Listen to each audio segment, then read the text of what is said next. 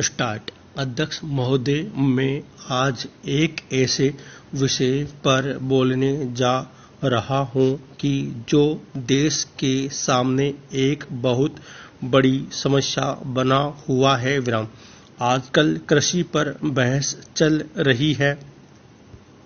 मैं कल से सुन रहा हूं। कई लोगों ने तो सरकार की बड़ी प्रशंसा की है कि वह बहुत ही अच्छा काम कर रही है। मैं मंत्री महोदय से एक प्रश्न करना चाहता हूं। मार्च में मंत्री महोदय ने एक प्रश्न के उत्तर में कहा था कि 2 वर्ष में हमारा देश आत्मनिर्भर हो जाएगा। मैं जानना चाहता हूं कि ऐसा कहने के पीछे उनका आधार क्या है। कौन से उनके पास ऐसे प्रमाण हैं जिनके आधार पर उन्होंने इस प्रकार की घोषणा की है। मैं चाहता हूं कि जब वह उत्तर दें तो इस बात को अपने उत्तर में बताएं। आप जानते हैं कि इस देश में 80% लोग खेती करते हैं और उसके बाद भी आज हमारे देश का सम्मान दूसरे देशों में कितना है। आज हम दूसरे देशों से देश के नागरिकों के लिए खाद्यान्नों का आयात काफी मात्रा में कर रहे हैं। खाद्यान्न की स्थिति बिल्कुल संतोषजनक नहीं है। देश में जहां लोग 80% खेती करते हैं, हम भोजन के मामले में भी आत्मनिर्भर नहीं हुए हैं। इसके कुछ कारण है। जिस समय देश स्वतंत्र हुआ उसी समय से इस सरकार ने कुछ गलतियां की है, जिसका यह परिणाम है कि आज इतने वर्षों के बाद भी हम आत्मनिर्भर नहीं हो सके हैं। उसका सबसे बड़ा कारण यह है कि अपने देश में पहला स्थान खेती को न देकर उद्योग को दिया गया है। उद्योग हमारे देश के लोगों की जीविका का मुख्य साधन नहीं हो सकता। भोजन की समस्या के हल के लिए किन किन चीजों की आवश्यकता है, उसकी तरफ हमें ध्यान देना चाहिए। सबसे पहले पानी की आवश्यकता है। मैं समझता हूं कि देश में सिंचाई पर काफी जोर दिया जाना चाहिए और सिंचाई तथा खाद्य मंत्री एक होना चाहिए। यह मेरी मांग है। पानी के बाद खेती के लिए खाद भी आवश्यक है। खाद का स्थान दूसरा हो सकता है। आज देश में खाद की बात काफी जोर देकर कही जाती है। यही कहा जाता है कि उपज को बढ़ाने के लिए खाद की आवश्यकता है। बिना खाद के उपज नहीं बढ़ सकती। किंतु खाद कहां तक उपज को बढ़ा सकेगी, यह भी देखने और सोचने की ही बात है। एक और समन्वय नीति चाहिए। Paragraph change. सभापति महोदय, मैं रक्षा मंत्रालय की मांगों का समर्थन करने के लिए खड़ा हुआ हूं।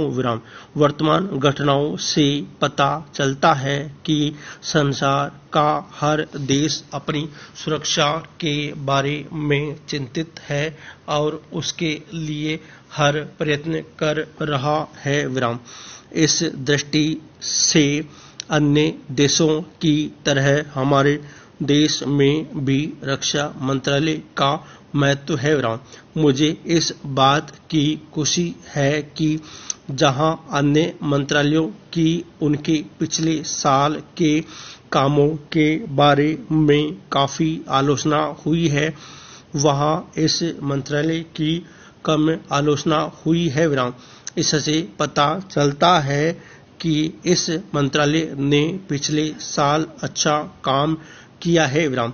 मोटे तौर पर किसी भी देश की सुरक्षा नीति का लक्ष्य यह होता है कि दूसरे देशों, खास तौर से पड़ोसी देशों के साथ मित्रता के संबंध स्थापित हो और हम एक दूसरे के मामलों में हस्तक्षेप न करें।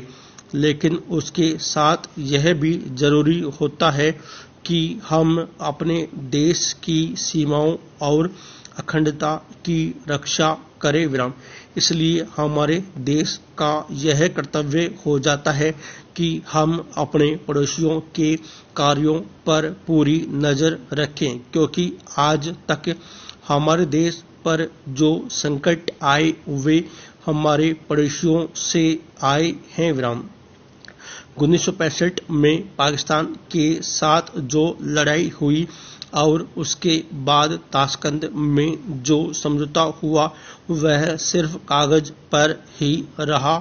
पाकिस्तान ने उस पर कोई अमल नहीं किया विराम। इस दृष्टि से बहुत जरूरी है कि हम अपने देश की सुरक्षा की हर तरह से व्यवस्था करें विराम। हमारा उद्देश्य दूसरों पर आक्रमण करना नहीं है विराम, लेकिन यदि हम पर कोई आक्रमण करे तो हम में इतनी शक्ति अवश्य होनी चाहिए कि हम उसका डटकर सामना कर सके। Paragraph change. आप जानते हैं कि पिछले दिनों पाकिस्तान को अमेरिका और चीन से काफी मदद मिली है विराम। रक्षा मंत्रालय की रिपोर्ट में भी कहा गया है कि पिछले साल अमेरिका ने पाकिस्तान को 1500 करोड़ रुपए की फौजी सहायता दी है विराम। आज जहां हम फौजी सामान के लिए अपने कारखानों की मदद से अपनी शक्ति बढ़ाने का प्रयत्न कर रहे हैं विराम, वहां पाकिस्तान संसार के देशों से फौजी सामान खरीद रहा है विराम। अपनी नीति के कारण वह सब देशों से लाभ उठा रहा है विराम। मेरा सुझाव है कि हमको भी अपनी शक्ति बढ़ाने के लिए संसार के अन्य देशों से अधिक फौजी सामान खरीदना चाहिए विराम। आज तिब्बत की सीमा पर चीन की 1.5 लाख फौज खड़ी है। Paragraph change. सभापति महोदय, प्रतिदिन छोटी मोटी झड़पें होती रहती है विराम। हमारी फौजें बड़े उत्साह से उनके मुकाबले में खड़ी है विराम।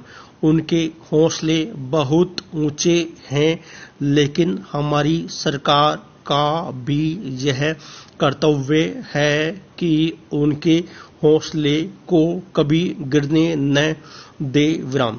उन्हें हर तरह की सुविधा प्रदान की जाए जिससे उनका आत्मविश्वास बढ़े विराम। मैं मंत्री महोदय से अनुरोध करूंगा कि सरकार अपनी नीतियों के प्रचार का काम ठीक प्रकार से अपनी फौजों से करे, उनको अच्छे हथियार दे विराम।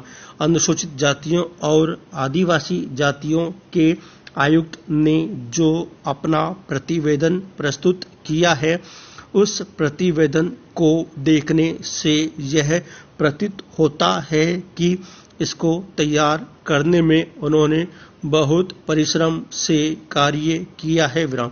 इसके लिए मैं उनको और उनके सहयोगियों को धन्यवाद देता हूं, परंतु साथ ही साथ इस प्रतिवेदन के संबंध में कुछ आवश्यक निवेदन भी करना चाहता हूं विराम।